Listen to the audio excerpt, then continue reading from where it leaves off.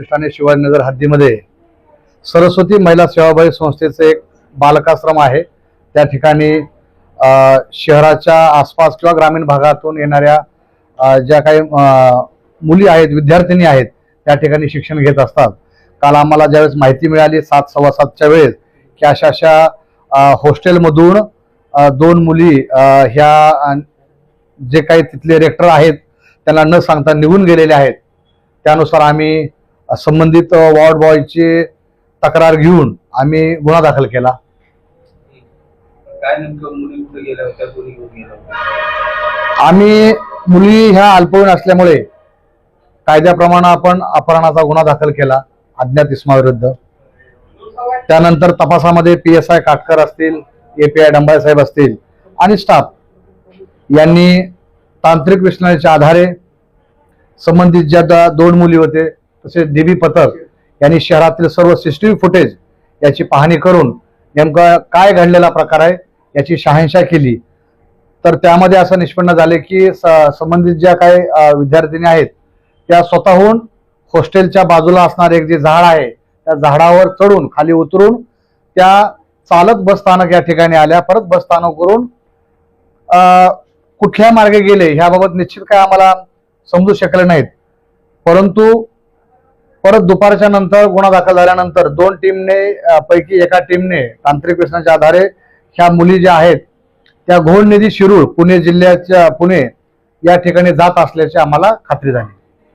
काय कारण असावं शाळकरी मुली तेवढ्या? ज्यावेळेस मुली ताब्यात घेतल्या त्यावेळेस आम्ही विचारपूस केली आमच्या स्टाफ अधिकाऱ्यांनी, तर ते स्वतःचं करिअर घडवण्यासाठी आई वडील व संबंधित जे हॉस्टेलचे काही त्यांचे आहेत त्यांना न सांगता त्या निघून गेल्या होत्या।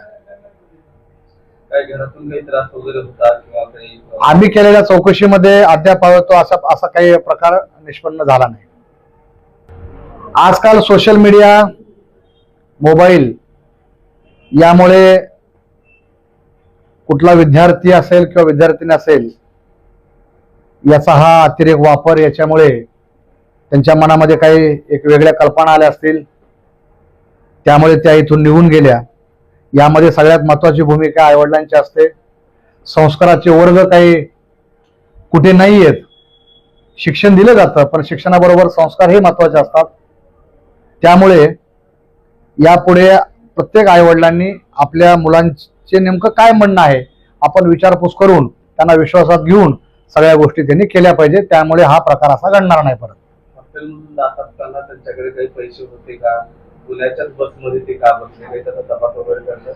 तपासामध्ये असं निष्पन्न झाले की आई वडील ठेवतात हॉस्टेलमध्ये, त्यामुळे थोडे पुरते त्यांच्याकडे पैसे असतातच। प्रत्येक लेकरांकडे किंवा विद्यार्थ्याकडे कमी जास्त त्यांच्या अडचणी असतात, त्यामुळे ते त्या ठिकाणी गेल्या। आणि पुणे हे शहर कसं आहे की पुण्यामध्ये शिक्षणाचं माहेरघर आहे, व्यवसायाचं माहेरघर आहे, त्यामुळे तो जे पुणे निवडलं ते असू शकतं। किती वर्गातल्या मुली शिकत होत्या? 6वी आणि 7वीला शिकणाऱ्या मुली त्या। आता पालकांच्या ताब्यात दिल्या मुलींना? पूर्ण कायदेशीर प्रोसेस पूर्ण करून पालकाच्या ताब्यात दिलेले आहेत।